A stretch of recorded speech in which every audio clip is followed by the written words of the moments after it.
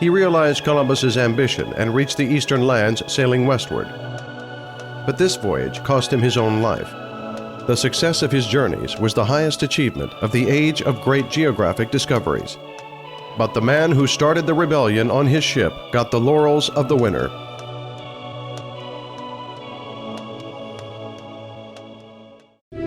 Ferdinand Magellan was born in a Portuguese maritime province in 1480 and loved the sea from his childhood. At the age of 12, the offspring of an impoverished noble family became a page in the Queen's suite. But instead of court etiquette and fencing, the gloomy, unsociable teenager was interested in astronomy, navigation, and cosmography. Magellan, who was thick-set and stocky, looked like a peasant and didn't resemble the offspring of knights. Like many short people, he was ambitious. Believing that a man could be appreciated for his deeds and not for his appearance or title, the 25-year-old Ferdinand exchanged the job in court for service in the army. He was among the 1,500 volunteers set out for the East to take part in the campaign. Courageous and reasonable, Magellan was promoted to the rank of an officer, but the wound in his leg made him limp for life and forced him to retire. After 7 years in field, Magellan returned home without money and honors. The captain then sat in the secret archive of King Manuel for hours, and on the ancient map of the German geographer Martin Beheim, he accidentally found a strait that connected the Atlantic Ocean with the Southern Sea that was unknown then. After this, Magellan had a dream. He wanted to use this strait to sail from the east to the west around the globe and to discover the shortest route to India and to the Spice Islands. At that time, pepper and nutmeg were worth their weight in gold. If one had them, it was possible for him to buy land or give a dowry. Rich people were even called a sack of pepper. But for the King of Portugal, Magellan's project of sending his ships to India around Africa seemed to be a risky proposition. Then the 37-year-old officer went to the court of the Spanish King Charles and assured him that the expedition would be a success. On the 20th of September 1519, the fleet, consisting of 5 ships, left Seville. After crossing the Atlantic Ocean, Magellan's ships went south along the American coast for 4 months, trying to find the coast. But it was of no avail. The information given in secret maps seemed to be false. In March 1520, Magellan was trapped in the area of the Antarctic storms, and he decided to stay the winter on the coast of Patagonia. But that night, a mutiny broke out on 3 ships.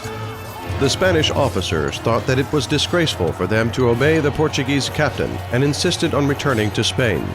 Magellan didn't want to quell the rebellion through bloodshed.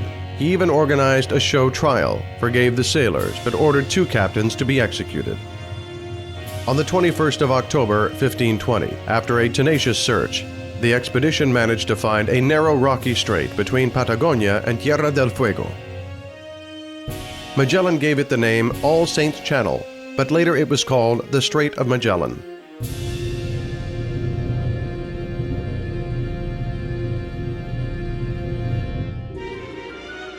But then the voyage became dramatic.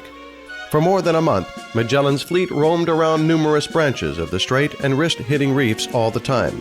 One ship broke in the storm. Another ship, which was loaded, proceeded to Spain through treacherous seas. When the 3 remaining ships were able to leave the strait, the ocean was sunny and calm, so it was called the Pacific. But a long route lay ahead to the west. They sailed for 4 months without fresh water and provisions. The sailors who were hungry and had the scurvy ate ox hides taken from the strips of the sails and wormy zweibacks.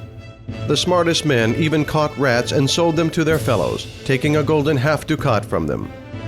At last, the expedition reached the Philippines. They could have stocked food and sailed to the Moluccas or the Spice Islands. But Magellan went to the Aborigines and tried to convert them to Christianity. The admiral didn't pay attention to bad omens. The howl of the dogs and the raven croaking over his head did not frighten him. Magellan counted upon the obedience of the islanders and thought that they would be intimidated by the sight of cannons. Unlike other Spanish conquerors, he didn't want bloodshed. Magellan underestimated the bellicose indigenes and was killed on the 21st of April, 1521. The savages dismembered his body and buried it in different parts of the island of Mactan. Only 18 sailors from the populous expedition on the ship, led by the former rebel Sebastian Elcano, returned, bringing the spices to the native harbor in 1522.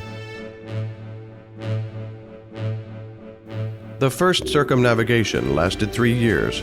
It was described in detail by Antonio Pigafetta, a member of the expedition. The officers who survived the voyage accused the late Magellan of betrayal of the Spanish king.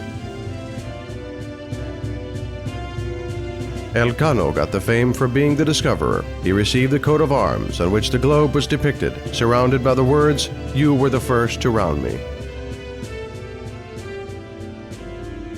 And the strait discovered by Magellan was dangerous for ships. It was not used, and then it was not even drawn on the maps. But the first circumnavigation, whose life and soul was Magellan, discredited any doubts that the Earth has the shape of a sphere once and for all. The Earth's revolution round its axis was proved. For the first time, Europeans crossed the biggest of the oceans, the Pacific. The strait was discovered, and the issue named for Ferdinand Magellan, the organizer of the daring project of the first circumnavigation.